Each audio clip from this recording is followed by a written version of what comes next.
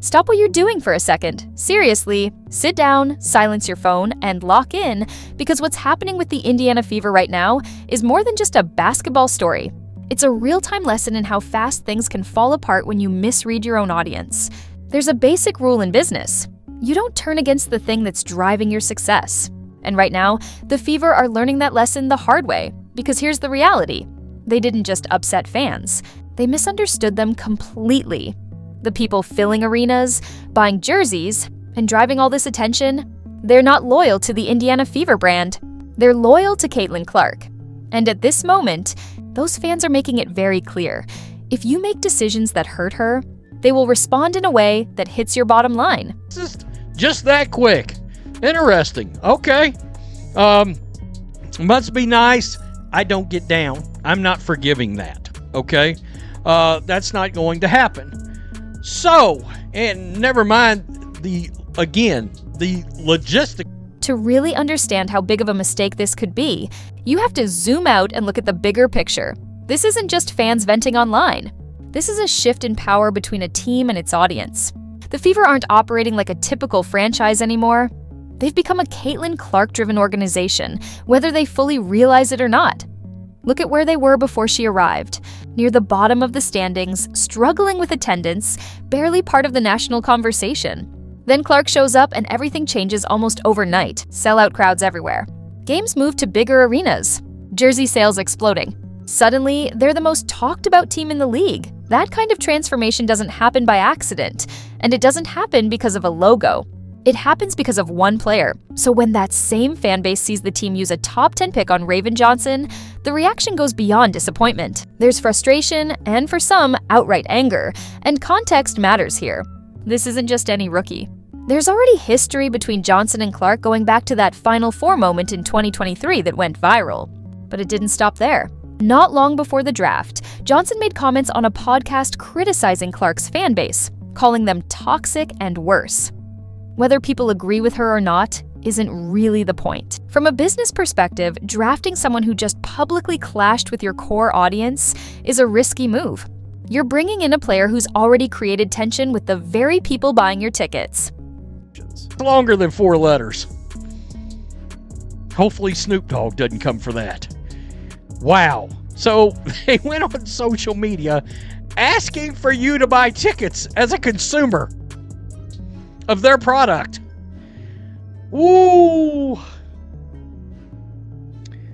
The draft pick itself wasn't the only issue. What really escalated things was what came next. At the press conference, Stephanie White had a chance to settle concerns. Instead, her comments raised even more questions.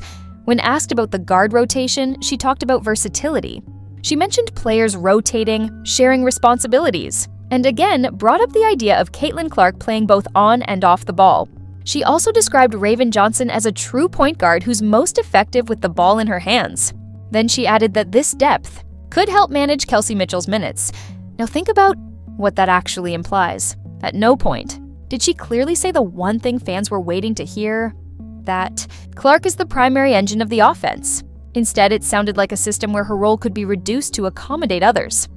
From a basketball standpoint, that's where the concern really kicks in. Clark's impact comes from having the ball. Her range stretches defenses to uncomfortable levels. Teams pick her up far beyond the three-point line, which opens everything else up, driving lanes, cuts, open shooters. That's what makes the offense work. Take her out of that role, and you lose the thing that makes everything else easier. And fans see that. They've watched the games, they've seen the numbers. When she's not controlling the offense, the efficiency drops. So when they hear plans that sound like more of that approach, it doesn't sit well. Kelsey Mitchell back here. Wow. What? Guys, there are signs. There are signs now.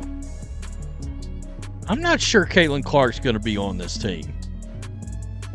This is where the situation shifts from disagreement to something more serious, because the reaction isn't staying online, it's starting to show up financially. For the past year, Fever tickets have been in high demand. There were wait lists, secondary markets were booming. But now, there are signs that momentum is slowing. Reports of stalled renewals, hesitant buyers, and cooling resale prices are starting to surface. At the same time, the organization is pushing out more promotions, more offers, trying to keep that demand alive. And that's the irony. The same fanbase that helped build this surge is now pulling back, at least in part, because they don't like the direction things appear to be heading. Whether intentional or not, the front office made decisions that created friction, and now they're dealing with the consequences. Right there. Is this a sign? Are they pushing her out of the franchise? God, if you own this team, you better wake up. Clark should leave now. You've got the dumbest front office. There's also a broader mindset at play here. Front offices often operate with the belief that they know best, that fans will ultimately support whatever product is put in front of them. And sometimes that works. But this situation is different. The Caitlin Clark fanbase isn't traditional. A lot of these fans didn't grow up following the WNBA. They came specifically because of her. Their loyalty isn't automatic. It's tied to how she's being used and supported. If they feel like that's not happening, they're not obligated to stick around. They can disengage just as quickly as they got invested. That's what makes this moment so important. People believe that she may be headed to playing small forward. Man, wow. No thanks. I'd like to see Caitlin Clark be Caitlin Clark. Not happening on this team with this coach and with this front office. Great, another year of Stephanie White sabotaging the face of the ripple effects could go beyond just one team. The league itself is in a growth phase, with major media deals and increased attention.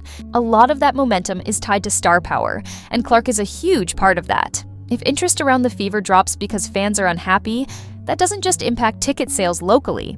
It can affect viewership, sponsorships, and the broader perception of the league. Now, a full boycott or empty arenas? That's unlikely.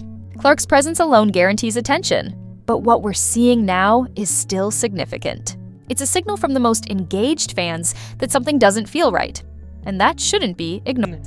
At small forward and push, that boring brand of hack and grind basketball everybody hates. Oh, God. The Indiana Fever are getting smashed. That's crazy. I mean, woo-wee. I can't. How does the Indiana Fever clean this up? Honestly, it's not complicated, but it does require something they haven't shown yet: clarity and accountability. This isn't about marketing campaigns or last-minute ticket promotions. Fans aren't asking for discounts. They're asking for direction. They want to know that the organization actually understands what it has. At some point before the season tips off, Stephanie White, or someone from leadership, needs to step in front of a camera and make it clear. No vague language. No talking around the issue. Just a direct statement that defines the identity of this team. Because right now, the silence is the problem. When there's no clear answer, people start assuming the worst. And that's exactly what's happening. Every interview, every comment about versatility or shared roles just adds more doubt instead of removing it. And time is not on their side. The season opener is set. Training camp is right around the corner. And this situation isn't cooling off, it's building. Every day without a clear direction is another day where frustration grows and confidence drops. At some point, the Fever have to decide what they actually want to be. Do they fully commit to building around one of the most unique offensive players the game has ever seen?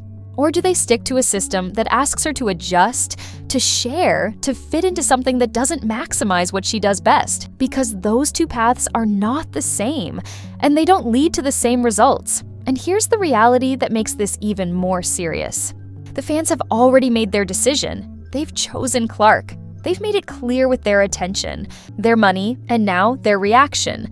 The only question left is whether the Indiana Fever front office is willing to make that same choice, or if they're going to keep pushing in a different direction and hope it somehow works out. Because if they get this wrong, it's not just about one draft pick anymore. It's about trust.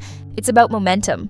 And it's about how long you can hold on to something this valuable before it starts slipping away. If you want real analysis without the filter, make sure you're subscribed. Now I want to hear from you. Where do you stand on all of this? Are the Fever making a mistake? Or do you think this will work out? Let's talk about it.